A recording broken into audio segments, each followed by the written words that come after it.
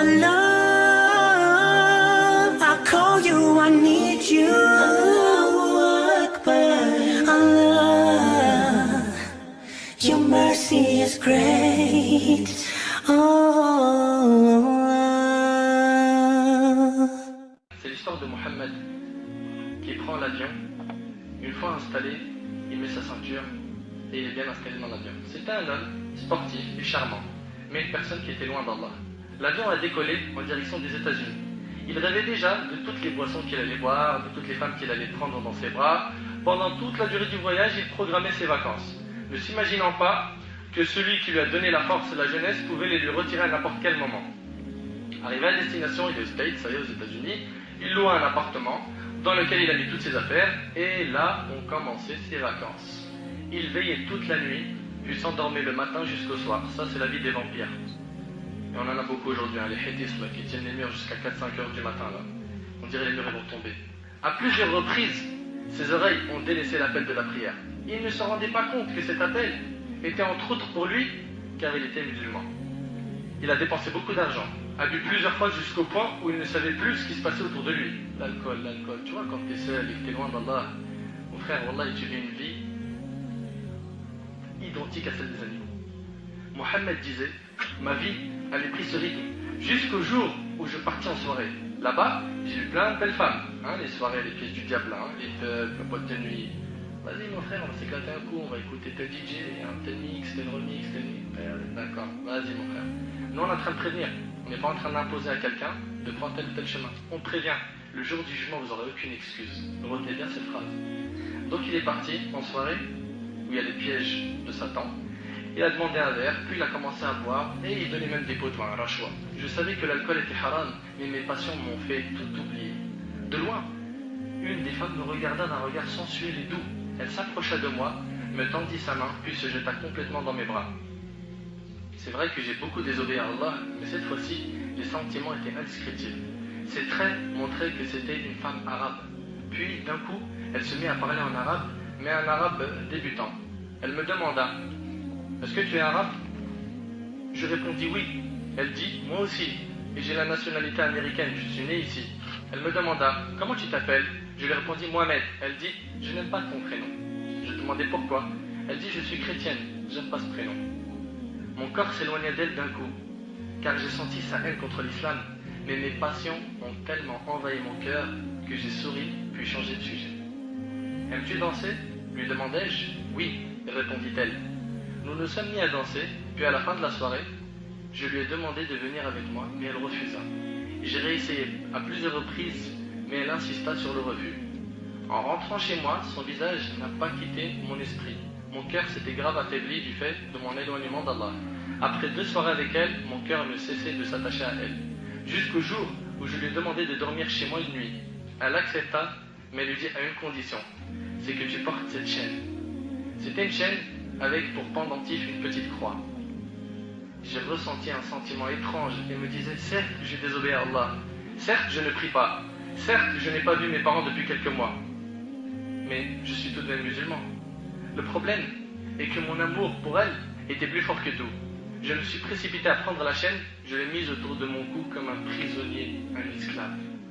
Je lui ai souri, puis elle m'a dit « Waouh, elle te va très bien, c'est un cadeau de ma part, je ne veux te rencontrer qu'en te voyant avec. » J'ai passé avec cette femme de superbes journées. Shaitan m'embellissait tout ce qui était interdit. Un jour, je lui ai demandé de sortir avec moi, mais elle refusa. Je l'ai supplié en lui proposant même de l'argent. Comme je vous ai dit, l'amour dans le haram, il rabaisse et il humilie. Wa alaykoum salam. L'amour dans le haram, il rabaisse et il humilie. Il fait de toi, excuse-moi du terme, un chien. Un chien derrière cette fille, pas un être humain. Et un jour, je lui ai demandé de sortir avec moi, mais elle refusait. Je l'ai supplié en lui proposant même de l'argent, mais elle continuait à refuser en me disant franchement, je veux que tu te convertisses d'abord au christianisme. Vous avez vu comment ça va vite? Ces paroles ont atterri dans mon cœur comme un tonnerre, une foudre. Je lui ai dit, mais ceci est impossible. Elle lui répondit, moi aussi. À partir d'aujourd'hui, il m'est impossible de rester avec toi. Shaitan me disait, mais vas-y, dis-lui que tu acceptes. Dis seulement avec ta langue que tu sors de l'islam. Juste avec ta langue, t'as rien à perdre. T'as vu un peu le Shaitan, comment il est fort? Petit à petit, il te rapproche du péché. Hélas, aujourd'hui, beaucoup de nos frères et de nos sœurs ont lâché leur religion pour une femme ou un homme, et des fois même pour des cartes de séjour. Le lendemain, elle va me voir avec une tenue très attirante. Elle approcha son visage du mien et me dit « Tu as le cœur dur, tu ne ressens pas l'amour. » Je n'ai pu résister à ses paroles et lui dis « Ainsi, qu'est-ce qui a fait que je m'attache à toi de cette manière ?» Elle lui dit « Eh bien, qu'est-ce qui t'empêche de devenir chrétien? Je n'accepterai de me marier avec toi que si tu le deviens. » Là, j'ai tout oublié. Et j'ai oublié même que je m'appelais Mohammed comme le prophète alayhi salatu wassalam. J'ai oublié mon père qui me réveillait pour prier Fajr quand j'étais en primaire. J'ai oublié ma mère qui ne cessait de demander à Allah de me guider quand elle me voyait rentrer tard chez moi. Je me suis même oublié moi-même. Je suis devenu un esclave de l'amour et de la passion comme beaucoup de nos frères et sœurs aujourd'hui. Beaucoup de nos frères et sœurs aujourd'hui sont devenus des esclaves de l'amour et de la passion. Je suis parti avec elle, je me suis rasé les cheveux, puis je me suis converti au christianisme.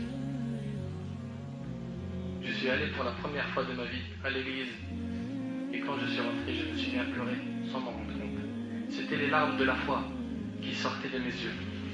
À la porte de l'église, je ne réalisais plus.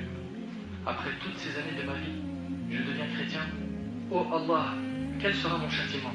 Sera-t-il le feu? Où est la crainte de mon Seigneur? Où est donc ma pudeur? Où est mon attachement à la religion? Tout ça a disparu à cause d'une fille. Après ça, je suis rentré chez moi en vitesse. Et je l'ai abandonné, cette fille. J'ai touché ma tête qui n'avait plus de cheveux. Et je me suis dit, qu'est-ce que tu fais, Mohammed? Que fais-tu, Mohamed? Tu as délaissé la religion de Mohamed. J'ai énormément pleuré. J'ai fermé la porte de chez moi. Et je me suis retrouvé dans une plage de larmes. Un océan de larmes. Shaitan me disait, il n'y a plus moyen de retourner en arrière. Tu es maintenant chrétien, tu vas mourir chrétien et tu iras en enfer et tu as su.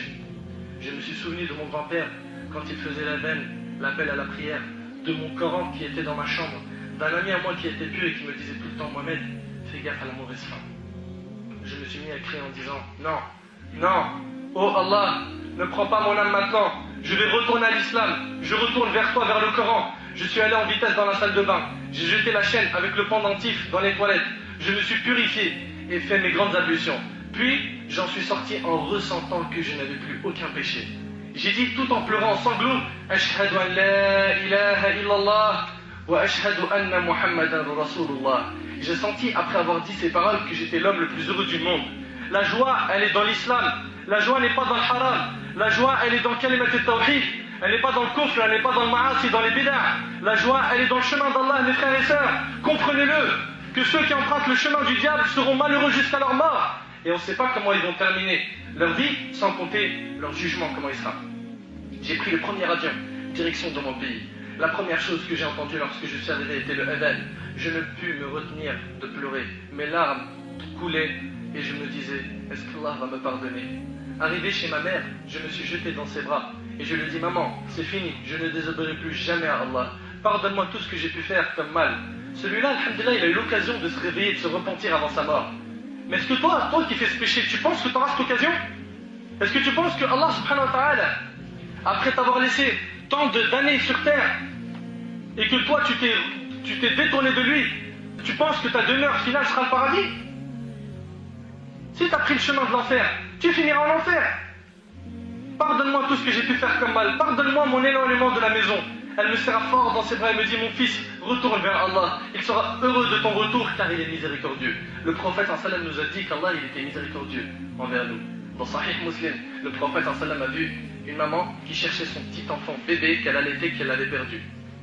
Un bébé, t'imagines un peu à quel point la maman est attachée à un bébé qui allait, et elle l'a cherché, et à un moment quand elle l'a trouvé, elle était très heureuse, elle l'a serré fort dans ses bras, et directement elle lui a donné à boire de son lait. Le prophète et les compagnons, ils ont tourné leur visage, et le prophète leur a dit, voyez-vous une telle mère jeter son fils en enfer? Est-ce que vous imaginez que cette maman pourrait prendre ce bébé et le jeter en enfer? Ils ont dit non. Il leur a dit, sachez qu'Allah est plus miséricordieux envers ses serviteurs que ne l'est cette maman avec son fils. Allah il est plus miséricordieux que cette maman avec son enfant. Reviens à Allah. Pourquoi tu as le cœur dur? Pourquoi tu es attaché à la mauvaise fréquentation et au péché? Pourquoi tu ne veux pas revenir sincèrement? Fais le pas, c'est plus dur le début, parce que le shaitan il ne veut pas que tu te détournes de lui. Fais le premier pas et tu verras qu'Allah subhanahu wa ta'ala te facilitera. Fais le premier pas qui est le plus dur. Les jours passaient et Mohammed se déplacer de mosquée en mosquée, de plaisir en plaisir. Et c'est ça le plaisir et le paradis du croyant. C'est d'être dans la maison d'Allah, d'écouter les paroles d'Allah et du prophète alayhi salatu salam. À chaque fois qu'il se souvenait de son séjour, ses larmes se mettaient à couler. Et ça, mes frères et sœurs, c'est le vrai regret du repentir. Quand sa mère passait devant sa chambre la nuit, elle l'entendait pleurer et invoquer Allah. Et quand c'était le matin, elle l'entendait lire le Coran et demander pardon à Allah. Un jour, sa mère entra dans sa chambre pour le réveiller pour Salat al-Fajr. Elle sentit une odeur très agréable, une odeur masha'Allah dans la chambre, qu'elle n'avait jamais sentie auparavant. Elle le chercha dans son lit, mais ne l'a pas trouvé. Elle le trouva prosterné sur un tapis de prière, près de son lit, en train de prier. Elle patienta quelques instants, le temps qu'il finisse, puis se mit à l'appeler. « Mohamed, mon fils !» Il ne répondait pas. Elle s'approcha de lui, le toucha, et c'est alors là qu'il tomba sur le côté. Elle ne put supporter, se demanda « Est-ce que mon fils est mort prosterné ?» Elle n'en croyait pas ses yeux. Elle sortit de la chambre, ses yeux en pleurs. « Les enfants, venez vite! Venez voir votre frère Mohammed! Venez voir votre frère Mohammed !» Ils s'approchèrent, le bougèrent. « Maman, notre frère Mohammed est mort, il est mort prosterné. Qu'Allah subhanahu wa ta'ala fasse que notre mort soit comme celle de Mohammed. Dites Amin. » Mort prosterné, Allahu Akbar. Le prophète alayhi salatu salam l'a dit dans le hadith d'Ibn Mas'ud que rapporte l'imam al-Bukhari et Muslim, par celui en dehors de qui il n'est de point de Dieu, l'un de vous fait certainement l'œuvre des gens destinés au paradis. Il y a des gens parmi nous qui ont une image d'homme pieux, jusqu'à ce qu'il ne reste plus qu'une coudée entre lui et le paradis. Et voilà que sa prédestination le devance. Il commet alors un acte de ce que font les gens de l'enfer et il y entre. Toute sa vie, il a pris le chemin droit et il meurt d'une mauvaise fin. Pourquoi? Parce qu'il n'était pas sincère. Il faisait ça pour les gens, c'était un ostentateur. Et Allah démasque son vrai visage en montrant aux gens ce qu'il était vraiment. Et l'un de vous fait certainement l'œuvre des gens voués à l'enfer, comme c'était le cas de Mohammed, jusqu'à ce qu'il ne reste plus qu'une coudée entre lui et l'enfer. Une coudée. Et voilà que sa prédestination le devance. Il fait alors un acte de ce que font les gens du paradis et il y entre. Une personne, elle peut basculer vite, elle peut changer vite. Et les cœurs des serviteurs d'Allah sont entre les deux doigts du miséricordieux, il les fait changer d'état quand il le veut. La mère a su que l'odeur qu'elle avait sentie était celle de son âme pure, que les anges de la miséricorde avaient prise. Allah fut heureux de son retour vers lui. Il lui a donc accordé une bonne fin. Il a aimé Allah, Allah a donc aimé sa rencontre. Quelle belle fin qu'a eu notre frère Mohammed. Nous devons tous envier l'amour d'Allah pour lui. Mes frères et sœurs, signons un pacte avec Allah, comme quoi nous allons faire ce qui lui plaît, et nous éloigner de tout ce qui lui déplaît, et en numéro 1, les relations illicites entre hommes et femmes, et la mixité, l'isolement derrière les claviers, derrière les téléphones et derrière les textos, et même dans des rencontres, dans des endroits où il n'y a pas de mahram, et ce n'est pas ta femme. Éloigne-toi de ça, mon frère.